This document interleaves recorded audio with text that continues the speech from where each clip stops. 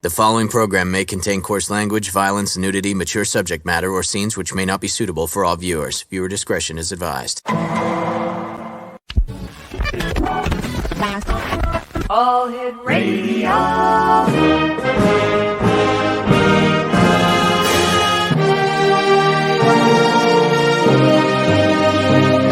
Welcome to the X Zone, a place where fact is fiction and fiction is reality. Now, here's your host, Rob McConnell. And welcome back, everyone. My guest this hour is Dr. Susan Shumsky, and she has, authored 20 books in English, released 36 foreign editions, won 43 book awards, and done 1,300 media appearances. Wow. Dr. Shumsky is joining us to talk about her new book entitled The Inner Light, How India Influenced the Beatles. And joining me now is Dr. Susan Shumsky. And Dr. Susan, welcome back to the X Zone. Oh, I'm excited to be here with you this evening, Rob. Thanks for inviting me. Oh, it's always a pleasure having you on the show. It's always a great pleasure. And talking about the Beatles, one of my favorite topics. Oh, good. Tell us about your book, The Inner Light.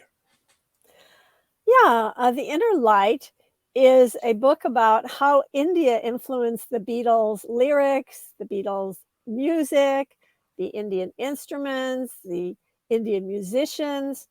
And it's a story, but it's told through the songs. So each chapter or section is a song.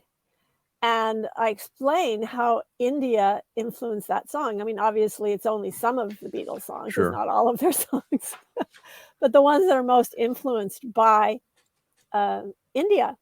Not only the Beatles, but also in their solo careers afterwards. Really? Yeah. Solo careers as well. Yeah. What inspired you to write The Inner Light? Well, as you know, I wrote a memoir, Maharishi and Me Seeking Enlightenment with the Beatles Guru. I'm pointing to it right now. And that particular was about my journey with Maharishi, who was the Beatles guru. And it was about what it was like to live with a spiritual master from India and what happened when I was there with him, and also what happened with various celebrities who were with him. And it was a really wonderful book. That book itself has won 13 book awards. It's a fantastic book, and it took me a really long time to write. I started writing it in 1998, and it got published in 2018, 20 years later. So it took a very long time. I had to learn a whole different method of writing and all of that. But the book covered some of what happened to the Beatles in India. It covered part of the story, but I wanted to tell the whole story I was really, really yearning to tell the whole story about the Beatles and their relationship with India and what really happened when they were at the ashram and all of these things that have not been reported on. And so I took on this huge task of writing this book, which ended up being 512 pages. Oh my goodness. Which ended up having 950 endnotes, which has 130 QR codes, 170 photos. It's like an encyclopedia of how India influenced the Beatles. When you started the project, did you think it was going to be this big, this intensive? Not at all. I figured it was like my other books, maybe a couple hundred pages, at most 300, would be like max. Now, you yourself lived in an ashram, am I correct? I was with Maharishi in his various ashrams for 2 decades, and I was on his personal staff for 6 years. My and that was goodness. in Europe when I was with him on his personal staff. What was it like? Well, being around Maharishi was really an amazing experience, and I can see why the Beatles were so attracted to him, because we all were. He's a very charismatic figure, extremely happy, laughing, making jokes, giggling all the time. The press called him the giggling guru, and He was always making cracking jokes, but mainly he just exuded this love vibration. You felt when you were near him as if you were just feeling this love pouring over you, and the spiritual kind of waves of spiritual lifting and inspiration that you would experience when you were with him. So those of us who were on staff are always competing to try to get close to him. Unbelievable. How did the Beatles turn Western culture upside down and bring Indian philosophy to the West? Well, yeah, it's interesting. When Maharishi first came to the West, it was like around 1963 or so. Mm-hmm. There was in the dictionary, in the English dictionary, there was no mantra, there was no yoga, there was no karma, there was there was none of these terms that are so common now. They just didn't exist. And Maharishi, with a little help from his friends, the Beatles, made these into household words. So it actually changed the entire culture. Now we have yoga studios on every corner. We have martial arts studios. We have organic foods everywhere. Proliferation of Indian philosophy and culture has pervaded the West to such a huge degree. And it all started with, I mean, I can't say it started with Maharishi, because Yogananda had come to the West, Vivekananda had come to the West in the early 20th century, but they didn't have the kind of impact that Maharishi had. Maharishi actually, during his lifetime, he trained 40,000 teachers, and those teachers taught 6 million people to practice transcendental meditation. And there's still people are still teaching transcendental meditation to this day. I have a bit of a problem, understanding the great influence that India has had on the Western culture, because when you look at Indian civilization and how they live, it's totally different from how we live over here in the West. Well, yes, that's true to some degree. Actually, Western culture has incredibly influenced India, because India didn't used to be like the Silicon Valley of Asia. It didn't used to be what it is now. India, when I was there first in 1970, it was a very simple, shall we say, kind of civilization. It didn't have all the modern conveniences that we have over here, but it's changed a lot. It's really changed a lot. But why? Because Indians want to be Westerners. That's why they wanted to be prosperous, and they wanted to, and they're very intelligent. Obviously, they're the ones that always win all the spelling bees, and they're incredibly intelligent people. So that's why they were attracted to tech, electronics and computers. Let's turn that question around. Why are Westerners so interested and so drawn in by the Maharishi and transcendental meditation? Yeah, I think that, well, it was the time. It was in the 1960s. There was the whole, we were changing the world. We were pioneers it was a spiritual revolution that was changing the world. And the Beatles were also flower children. They were part of this kind of hippie society that I was a part of. I lived in the San Francisco Bay Area. I was a flower child. We wanted it, the war, really, that Vietnam War really propelled us to be anti-war and to make love, not war, and all the things that we were really interested in experiencing higher consciousness and expanded awareness. And at that time, our gurus were Timothy Leary and Richard Alpert, who later became Ram Dass. And they wrote a book called The Psychedelic Experience. And the psychedelic experience was, it was like how to take an LSD trip. It was based upon the Tibetan Book of the Dead.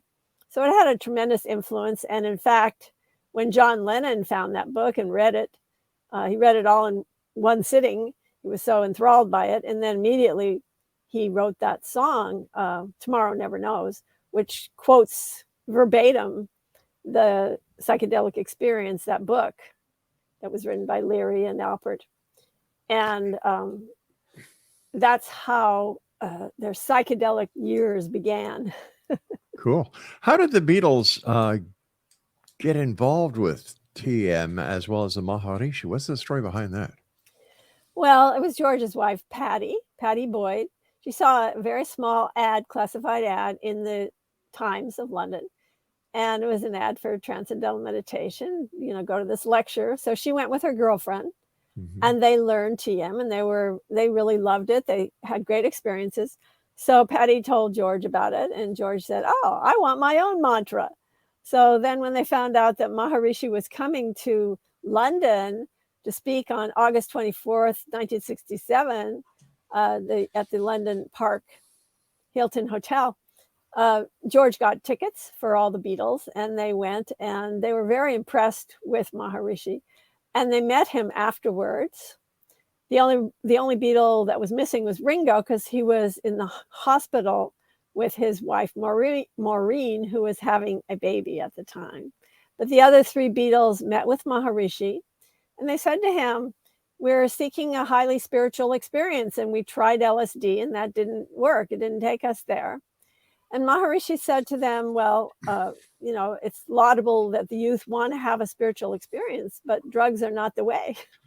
And you should learn TM from one of my teachers in London and then become TM teachers." And then they said, "No, we want to learn from you." And George said, "Got any mantras? Want to learn from you." So, all right, we're going to take a little bit of a break here. We're going to have a okay. cliffhanger. So please stand by. Susan Shumsky is our guest, Exo Nation. And the website that we would like to promote tonight is drsusan.org. And we'll be back on the other side of this break. Don't go away.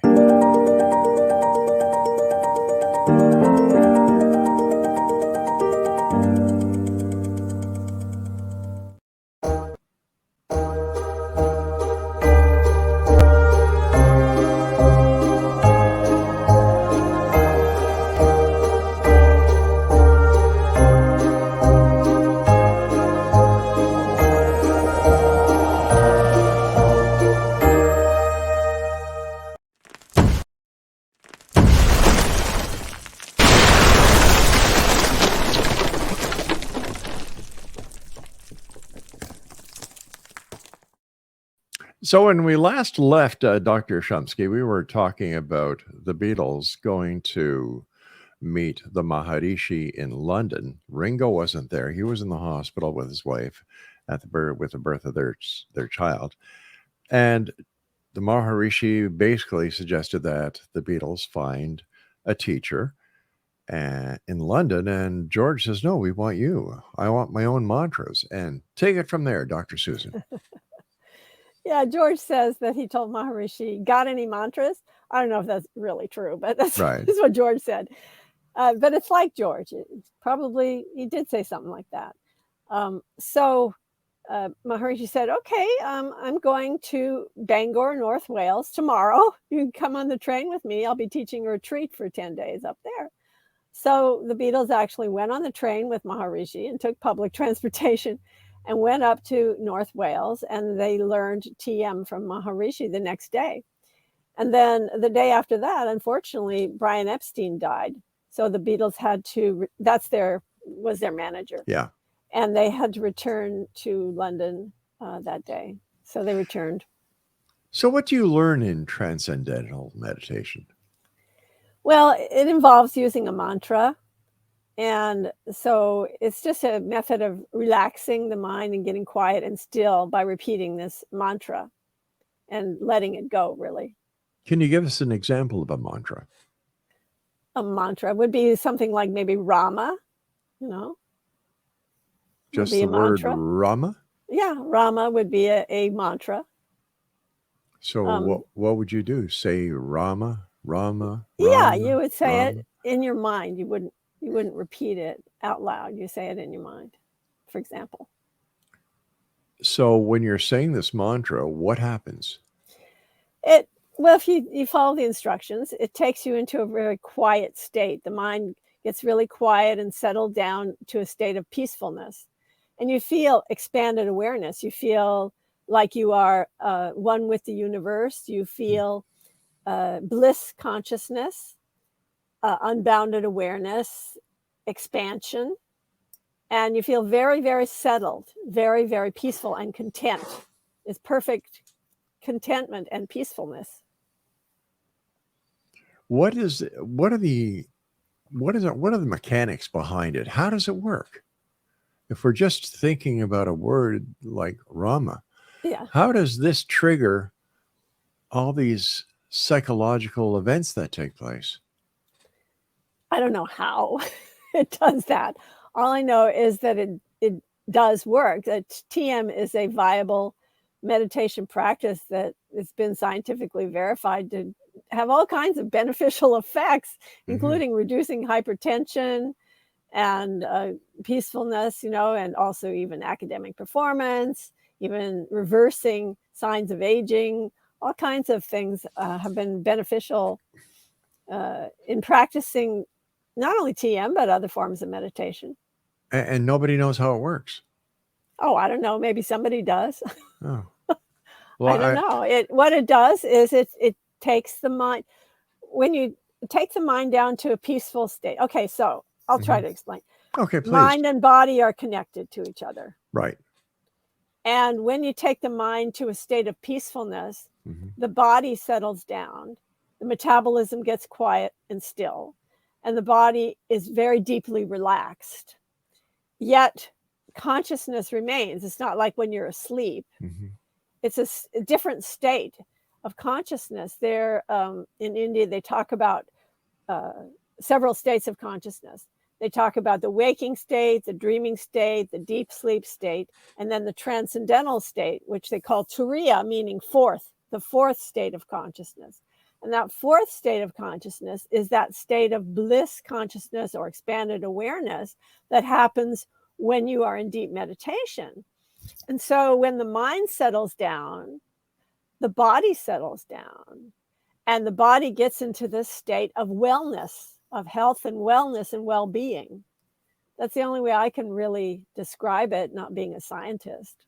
But you do practice TM. So no, I don't practice TM. I did practice TM from 1967 to 1989. And then I found another meditation technique that I teach that I like better. And it's called Divine Revelation. And my first book was called Divine Revelation. That's why I asked you, because you must, I remember you talking about you using TM in the past. I did. Yeah. And I love TM. It's a great meditation technique. In fact, I even recommend people to do it. Isn't meditation no matter what kind of technique it is? No, it's different. I mean, different techniques are different. All right. What is different between your technique that you're using now and that you teach compared to the TM? Right. Okay. So the TM is a use of mantra. You use a mantra. Right. And we use the word Rama in our example. Yeah, in our example, that's not one of the TM mantras, but it is a mantra from India. Rama is a mantra. And in my technique, Divine Revelation, there's no mantra involved.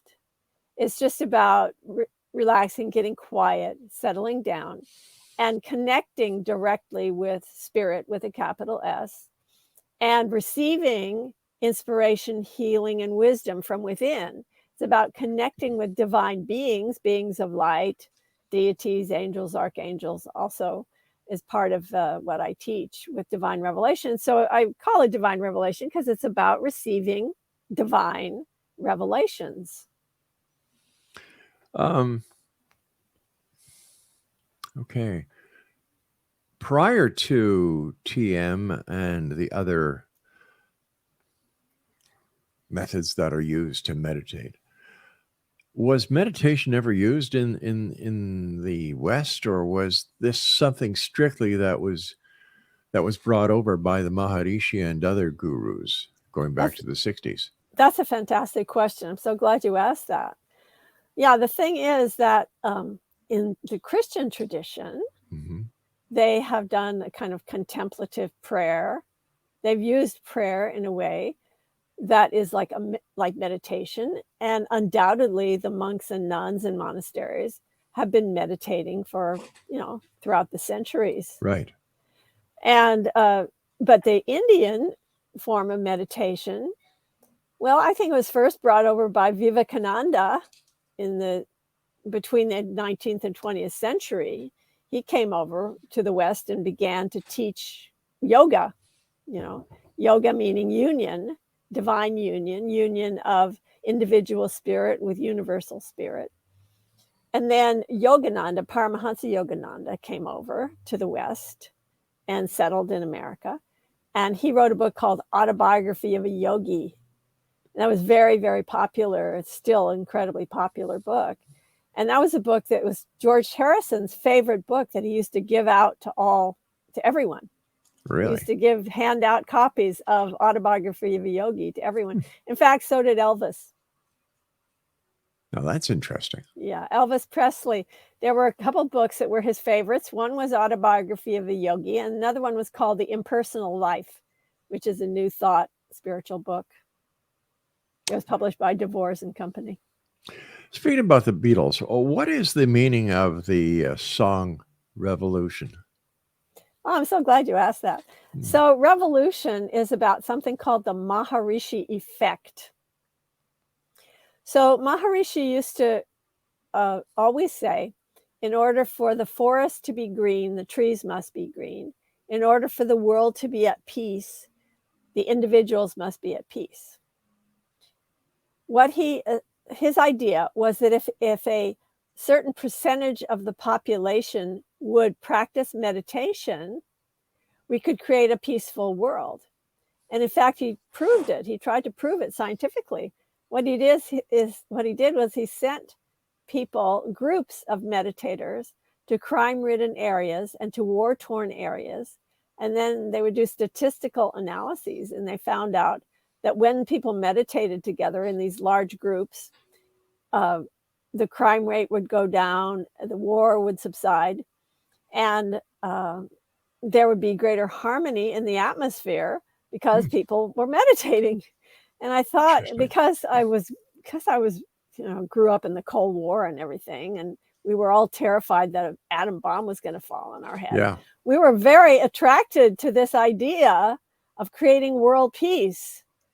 I was so attracted to it because when I was a child, every birthday, every wishing star, every candle, anything that I would wish on, I always wished for world peace. So when there was this monk who come over to the West telling us that we can have peace and harmony and create world peace through meditation, that was right up my alley. So same with the Beatles. And this idea of you're going to change the institution, you better change your mind instead. I'll just read some of the lyrics from Revolution.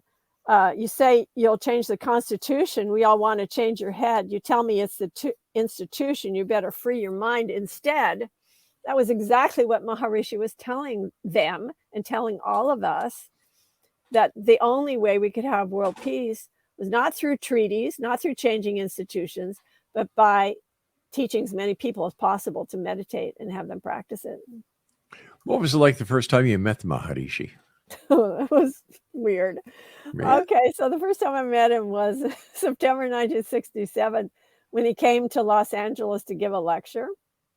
So I was standing online with all these other people who had expensive flowers that they'd gotten from flower shops that they were going to hand to him and offer to him. And I had my wilting flowers that I had picked on the way there, and I was clutching onto them, and I was dressed completely ridiculous. I had my granny glasses and my wild feral hair and my hairy underarms and hairy legs and my sandals and my crappy dress that I got at the junk store that was hanging off of me. And I'm standing there clutching my flowers, and he's going down the line of people and booing and cooing and billing to everyone, and Jai Gurudev, Jai Gurudev, Jai Gurudev to everyone. And he's walking and not stopping to talk to anyone, just walking, Jai Guru Dev. And everyone's handing him flowers. And I'm getting more and more nervous and tense. And, I'm sweating. And then he comes to me and he stops. First time he stops, looks me up, looks me down, looks me up, looks me down, sneers at me, gives me a surly look. Yeah. And then he grabs the wildflowers and walks on. And he says Jai Guru Dev. And I was like, oh, Jai Guru Dev. It was a mess. But I have to say that Yogananda, when he first met his guru, it was pretty bad for him too. That was sort of another awful experience. So if this was your first impression with the Maharishi, how did you end up working for him? Oh, I don't know. I guess I'm glutton for punishment. It must be. I don't know. How did you get the job? No, the reason why I went there is because I had such amazing experiences with meditation. It healed me. I had taken LSD and I was a hot mess after taking LSD a few times. And I was actually psychotic. I had a psychotic break from that. And meditation completely cured me of that. Really, eh? So quickly. It changed me so profoundly. And I immediately wanted to become a teacher. So that's why I kept applying again and again and again to become a TM teacher. And they kept rejecting me, say, oh, you're too young, you're too young, you're too young. Eventually, I went to India and became a teacher of TM and very devoted to it. And so not too long after that, I asked Maharishi if I could join his international staff. And he said, yes. Did he remember you by any chance? Oh, from that first time you saw me? Yeah. I doubt it. Hey, Susan, by then, I didn't look like a wild hippie, I changed. When you were describing yourself, I could just imagine it. You and I've got to take a break. Please stand by, my dear friend. Exonation Dr. Susan Shumsky is our very special guest, drsusan.org. We'll be back after this break. Don't go away.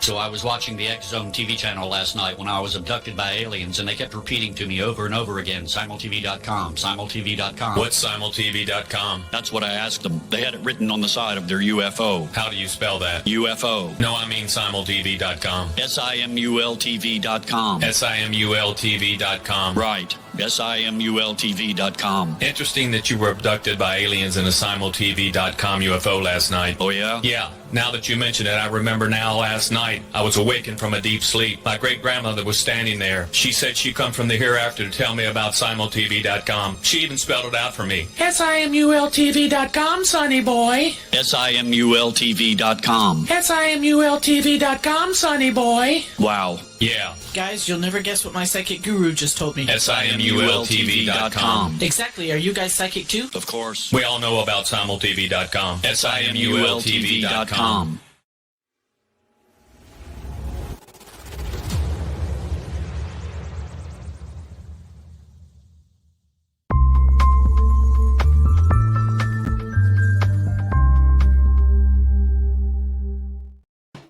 And welcome back, everyone. Dr. Susan Shumsky is our guest. Dr. Susan, that's drsusan.org.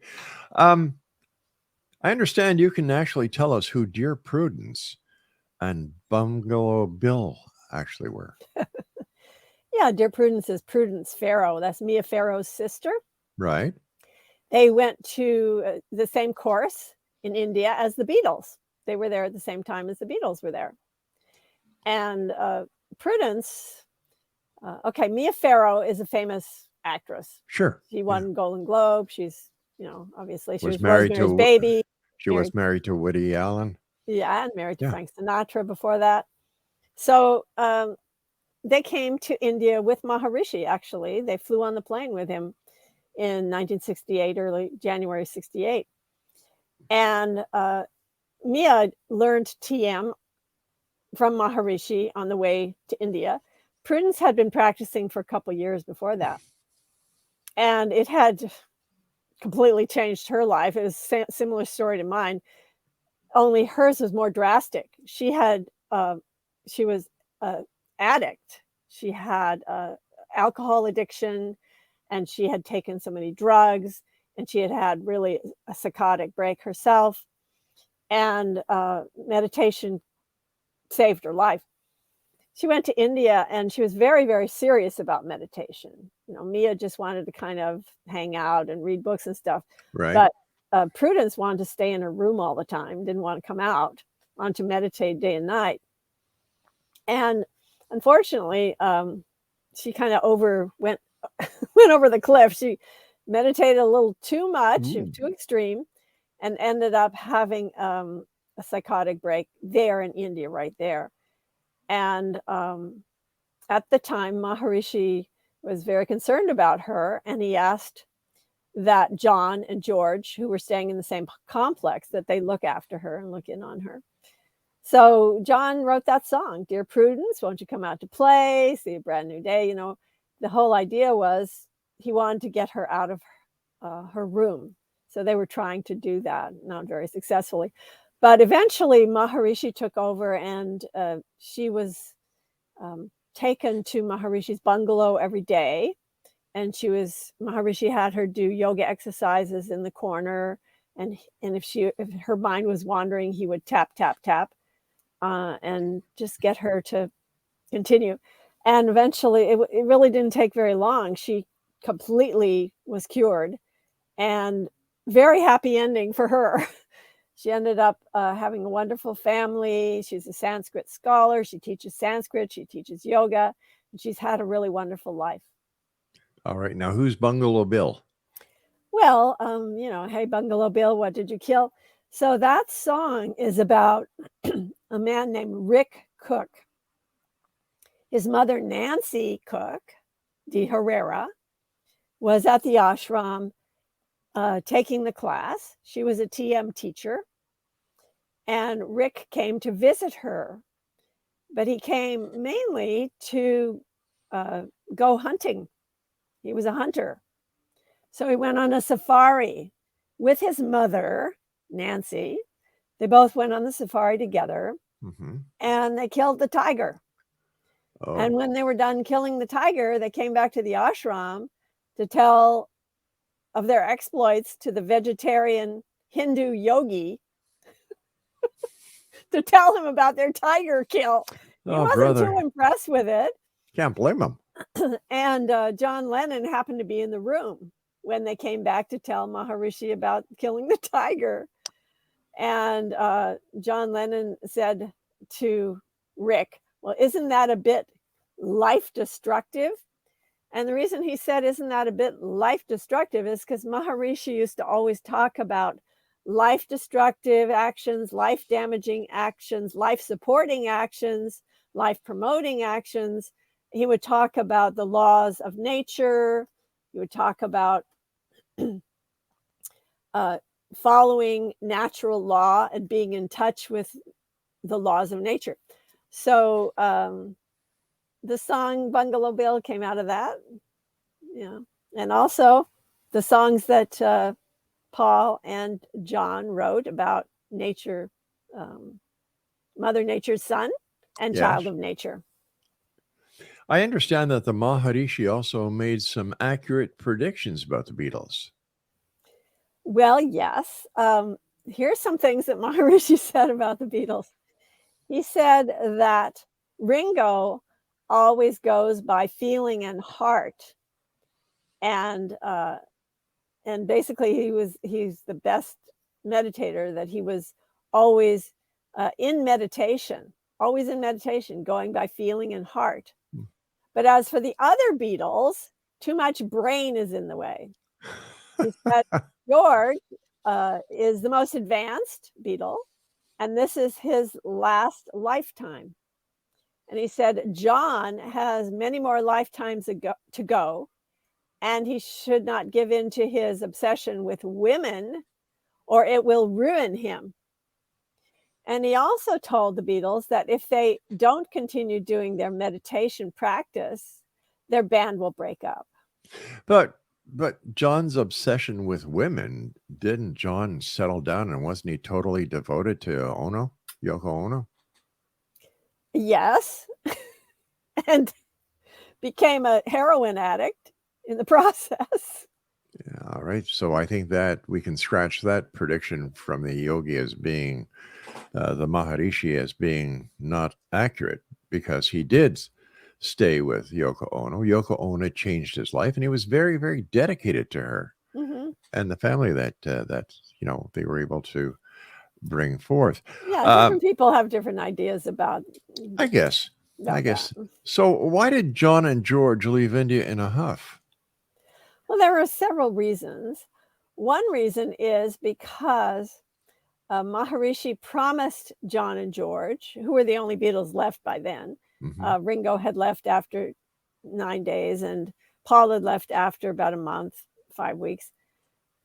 But John and George stayed for a couple months, and Maharishi promised them that they could do this, that he would give them exclusive rights to film him and to do a documentary about transcendental meditation and about Maharishi's guru, Brahmananda Saraswati. And so they had these exclusive rights, supposedly, and Neil Aspinall came to India to make the contract on that. But what happened was, after Neil left, all of a sudden, out of the blue, Charlie Lutz, who was the head of the TM organization in the States, he arrived in Rishikesh in India with a signed contract, a lawyer and a signed contract for 4-star productions to have exclusive rights to film Maharishi for the next 5 years. Wow. And then what happened was, early morning, John is in his bungalow. He opens the door to his bungalow and looks out into the courtyard, and he sees a cameraman and he sees a director who yells, "Action." Well, this was the 4-star Productions crew who had arrived in Rishikesh, and they were filming the Beatles without their consent. Brother. John and George got very angry. They refused to leave their bungalow. They would not go to the lecture hall where the lights and the cameras were set up. And very soon after that, they left. That wasn't the only reason, though. There was another reason. They found out that Maharishi had made a pass at one of the girls who was at the ashram. So it looks like the Maharishi used to use his influence not only in transcendental meditation, but in transcendental penetration. That's good, Rob. Transcendental penetration. You can use it. You can use it with my company. You and I have to take our final break. Please stand by. This is the X Zone. I am Rob McConnell. Dr. Susan Shumsky is my special guest. Her website, drsusan.org. We'll be right back as we wrap up this hour. So whatever you do, don't go away.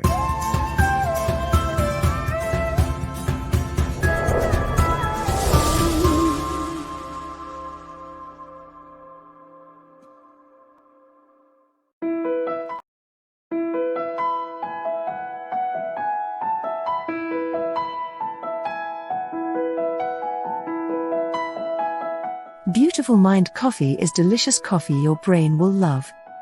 Made with ethically sourced 100% Arabica coffee grown in the volcanic soil of the Tolima, Colombia region, Beautiful Mind Coffee is roasted and ground in small batches to ensure each bag contains a wonderful full-bodied artisan coffee. Beautiful Mind Coffee contains herbal ingredients to aid in boosting your daily mental clarity and focus. Maca root powder, green tea extract and American ginseng have all been selected for their ability to support good brain health. Taking care of your brain's health now can help delay or prevent the onset of cognitive dysfunction, including dementia, Alzheimer's, and more general memory loss as you get older just by enjoying the delicious flavor of our roasted coffee and herbal ingredients found exclusively in Beautiful Mind Coffee.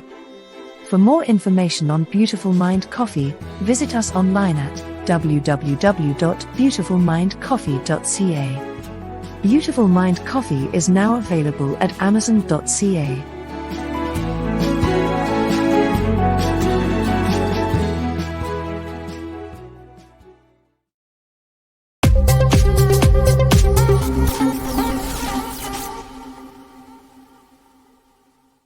Dr. Susan Shumsky is my guest, and we're talking about transcendental meditation. We're talking about the Beatles. We're talking about TM to TP, and we're talking about her new book, The Inner Light.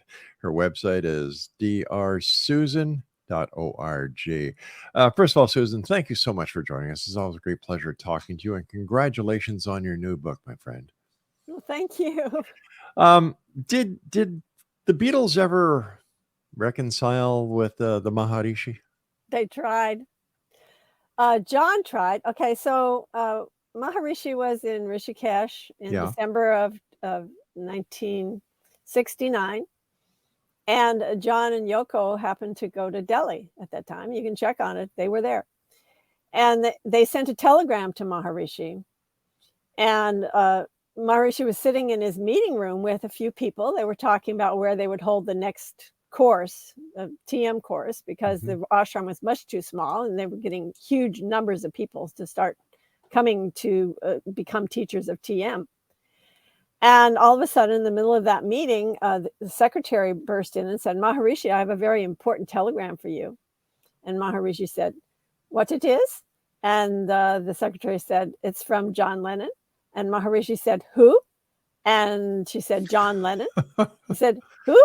She said, John Lennon, who was with the Beatles. And Maharishi looked down and looked at her and said, I do not know a John Lennon. Wow. And then with George tried several times to come and see Maharishi and tried to reconcile. And he wanted to apologize for the problems that the Beatles had caused Maharishi. So he kept calling. And Connie Larson, who I know, who's from Sweden, who was Maharishi's secretary at that time in the 1970s, he said that George called him, that George Harrison called at least 4 times. And every time Maharishi wouldn't talk to him. And one of the times he said, tell him that he's wasting his time with that Krishna organization. And he should do tapas, meaning do austerities, and practice his meditation for a year, and then he can come back to me. But he never let him come back. But what problems had the Beatles caused for the Maharishi?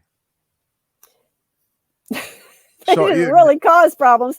After the Beatles left, Maharishi was more popular than ever. But he didn't became you? incredibly famous. Yeah, that's what I believed. But when you said that George Harrison was calling up the Maharishi to apologize for the problems that the Beatles had caused the Maharishi, because of the fact that they walked out on him and they publicly said that he wasn't he wasn't what he was supposed to be. That they publicly denounced him. John did. So how long were the Beatles involved with the Krishna organization? Yeah, well, John was involved very briefly. He allowed Swami Prabhupada, the founder of the Krishna, Hare Krishnas, to stay at his home in Tittenhurst, and several of the Krishnas stayed there for a little while, for a month or two. But George was quite involved with it, probably until his death. He was a devotee of Krishna, definitely. He wasn't really involved with the organization after a while, but he signed the lease for their temple at Bury Place in London. And he also gave them the Bhaktivedanta huge manor house that was just outside London. And that was a gift from George. So yeah, he supported them big time. We're running out of time very fast, but I would like to know some of the shocking revelations that you reveal in your book. Well, probably the most shocking revelations is about the women that Maharishi had sex with. Yeah, so that's where we're talking from transcendental meditation to transcendental penetration. Yes. Yeah.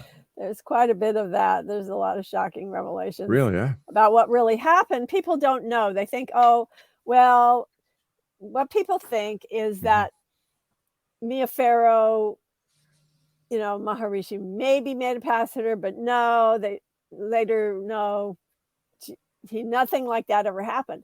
Well, it happened. It happened to Mia Farrow, and it happened to several women. I know 15 women personally My who gosh. either Maharishi made a pass at or he had sex with. All that glitters is not gold, I guess. So what's up? What are you going to be doing next, Susan? Right now, I'm working on these wonderful holistic seminars at sea. Mm-hmm. Now that the pandemic is winding down, we're winding up on cruise ships again, where I'm producing these wonderful holistic conferences at sea. Right. At divinetravels.com. You can find out about them. Mm-hmm. And these seminars, we bring together a lot of wonderful authors and have a relaxing time on a cruise ship and have a seminar. And you have a blast at the same time. Absolutely. Susan, I want to thank you ever so much for joining us. Always a great pleasure talking to you. Continued success, my friend, and I look forward to the next time you and I meet back here in the X Zone. So until then, happy holidays, Susan. Happy holidays. The best to you. And thanks for inviting me. It's a great pleasure to speak with you. Take care of yourself, my dear friend. Exonation, Dr. Susan Shumsky has been my guest this hour, www.drsusan.org. I think we coined a new phrase there. Transcendental penetration. I like that. I could go so many ways with that right now, but I think we won't, because we have to get ready for our next guest here in the X Zone from our broadcast center and studios in St. Catharines, Ontario, Canada. I'm Rob McConnell. Enjoy.